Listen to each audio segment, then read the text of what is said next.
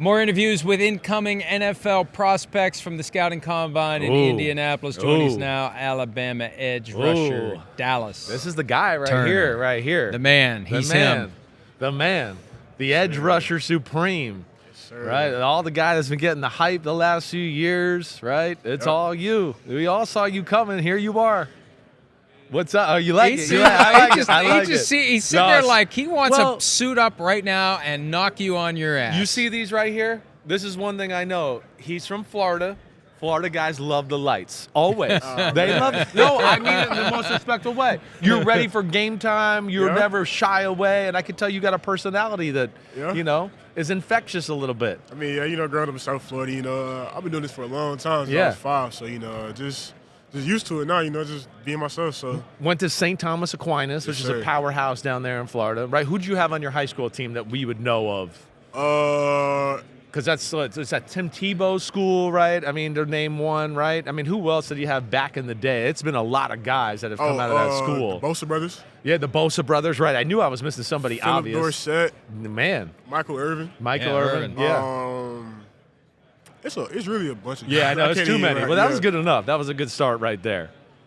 How you feeling so far this week? Feeling blessed, man. It's an honor to be here. Just having fun and just soaking everything in. I've been dreaming about stuff like this since I was a kid. So, it's just everything just falling into place. You doing everything tomorrow? No, I was going to do the 40, the vertical jump, and positional drill. Okay, that's all we care about, really. So. I mean, okay, so that'll do it all. Yeah. All right, so that's what was your I'm always interested in a guy like you, projected top 20 pick, whatever, right? Sometimes guys like you shy away and go, wait, I'm already kind of up there. I don't need to do these things. It can only hurt me. What made you go, all right, I'm going to go for it? I feel like I'm never too good to do nothing, no matter like what type of status people say I have. So, I always just want to showcase my abilities. So, I always stay humble and, just always just been working. So yeah. Well, you gotta feel for the 40 tomorrow? Like, we've had a few, right, that have come in, and like Chop said he was going to run 4.4, right? You got to – I don't want to put you on the spot, but a range you think you're going to hit tomorrow? I don't want to put you on the spot, but I'm putting you on the spot. Well, I don't need to, I'm going to run 4.43, but, a general range. Probably the same range of 4.4. Yeah. So, that's why you're running the 40, because you could show out tomorrow. I know the game. Hey, how surprised were you when Nick Saban decided to call it quits? We were talking to Chris Braswell earlier about it and thought get your reaction to it as well. When I seen the news, I was like, wow, like it happened. But I kind of wasn't surprised at the same time. He's been coaching since before I was even born. So I kind of understood it. Kind of just had to just soak it in and stuff. But he left a legacy, that will never be matched at the University of Alabama, in my opinion. Did you sense anything last season, like when it happened, like, you know what, he said this and he did this? There was some little breadcrumb trail. It was nothing too crazy, but, it was more of, I would say probably last year it was more of, a player-led team, in my opinion. So, it was, a lot of the leaders stepped up and, held the players more accountable. So, he didn't really have to do it. So, it was really just more of a – I seen it, but I didn't at the same time. So in hindsight, you're like, yeah, you know what? Maybe there was. Maybe he was kind of pulling the train into the station. But in the moment, I wasn't thinking of it. I wasn't expecting it. Gotcha. What's your best Saban story? Yeah. And we want to hear it along the lines of a time that he really tore into you. Yeah, that's what we're looking best, for. I have a very good. Now you say ass chewing. I definitely have an ass chewing moment. So it was actually last season. The first time he really got on me, but I knew it was all love because he just wants the best for you. Yeah, he was kept going. So we have during our warm ups, we sprint during our mobile warm ups, we sprint from sideline to sideline. We do our little jog from sideline to sideline or whatever. And so, but before it was during fall camp, but before we do our warm ups, typically we do a walkthrough. So we do a walkthrough and it's a 25% walkthrough with the ones and stuff. Right. But it's really a jog through for real. But so it was a play where I messed up on. But, he knows, I don't really mess up on plays, of course. So, from the walkthrough to the end of that warm-up, he was giving it to me the whole time. So, for 20 minutes straight. But, so he was stood next to the line I was in from going back and forth. Right. And, every single time I passed him, he was saying something. He was still talking. Yeah, he was still talking. But, he waited till I passed him to say something. Oh, and then right. When I touched that sideline and came back, he's saying something, and then, it was the same. But, so you could barely kind of hear some of the things I heard he everything he was saying, though. But, so give me, what was it? I was supposed to say the back out. Right. And so you didn't take the back out? You know you're supposed to take the back out. Like, he was just egging it on and on and on. But, like, I didn't take it personally. Like, that's like, you got to accept the hard coaching for real. Yeah, and that's how you know that he really like you for real. You know, when he really tries to get on you the hardest, because he the potential that you have and how good you are as a player. Yeah. So you know, he just holds you to a higher pedestal. I'll say that. You're super freaky athlete. I know that, right? You know, who else? Were you the freakiest athlete on the team this year at Alabama? No, we had a lot of freaks actually. We had let me hear him. Chris Braswell. Yeah, right. Caleb Downs. Jaheim Otis. In my opinion, it was the whole defense for real. So you got guys like Deontay Lawson, Jahar Campbell, Malachi Moore, both of our corners. Right. Both of our safeties, Caleb Downs and Jalen Key, Christian Story, Jamarian Latham, and we had a lot of dudes that was free that didn't play, like Keanu Coot, and just a whole bunch of other guys. So, yeah. You know, it was normal because we've seen it every day. Yeah, you guys are Alabama. Yeah. I know. You're spoiled. You're very spoiled that way. All right, so NFL, who's your idol? Who's your guy that you look at as a pass rusher? You're like, I want to be like him, or, you know? Honestly, I take a lot of game from a lot of different people.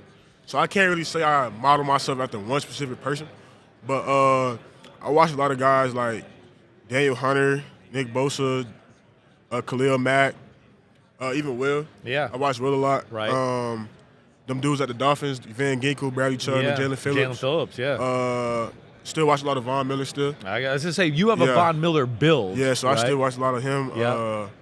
And really just everybody for real. Yeah. Like, it's no specific person, actually. But like, take what you can get from anybody. But I try and make it into my own way. Got you. Yeah. Got What's you. the best advice you've gotten as you get ready to go to the NFL?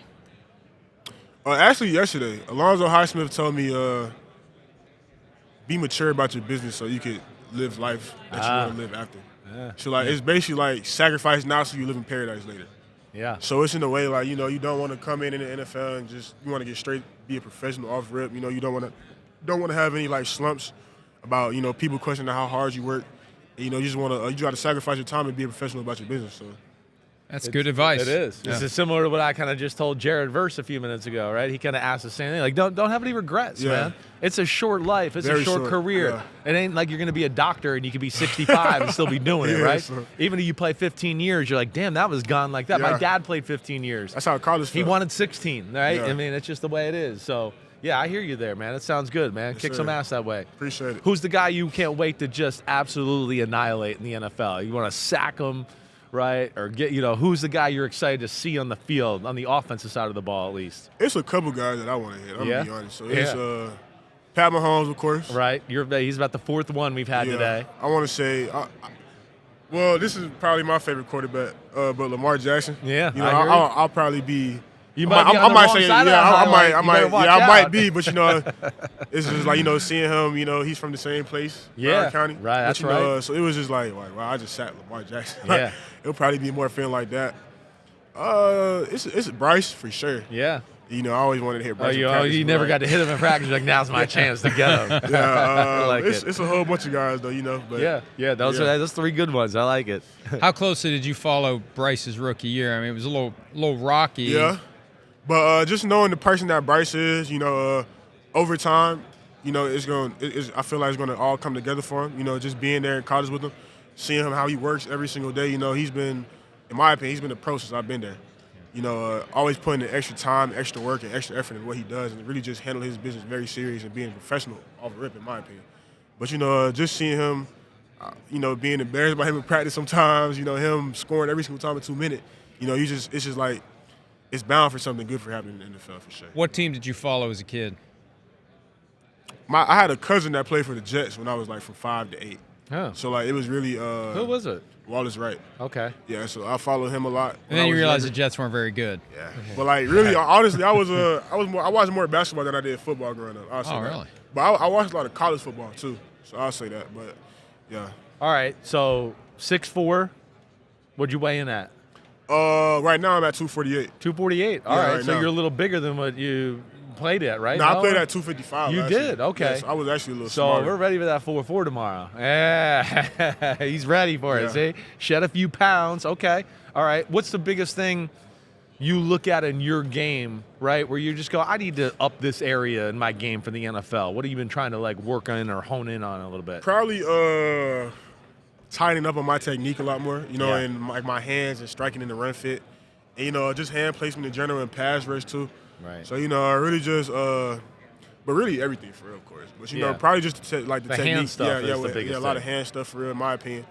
And, Yeah, that's it. It seems to be the number one thing the college guys talk about. Yeah. And how does that happen? Just because through workouts you start to realize, wait, I need to do this better, or the people start to tell you, hey, the O-line's better, or whatever? I mean, honestly, like, you're going against guys like Trent Williams now in the NFL, and, he's going to be on Dawkins, and, right. like, just a whole bunch of grown men that's been there, done that. So, like, you gotta be on your best game. You can't be the same player you was in college. You gotta elevate, of course. Yeah. So, it's just like a different type of talent level in the NFL that, some of the stuff that you did in college you might get away with, but you can't get away with it in the NFL. So, it's more of an aspect like that. So. Yeah. We got the right attitude and you got the right approach. You've done great so far. We can't wait to see what you do at the next level. Dallas Turner. Thank you so much, how did you get the name Dallas from Florida? How did that happen? I don't know, I'll be honest, but I got a little brother named Denver. Okay. So the D in Denver. the cities was cool with Mom. I like that. I hear you. So, it was a little trickle effect between me and my brothers. Okay. Dallas needs a pass rusher. All the best, Dallas. Yeah, that's true. More PFT Live after this. Hi, it's Mike Florio. Thanks for watching PFT on YouTube. Hit subscribe for the latest news and analysis from Pro Football Talk.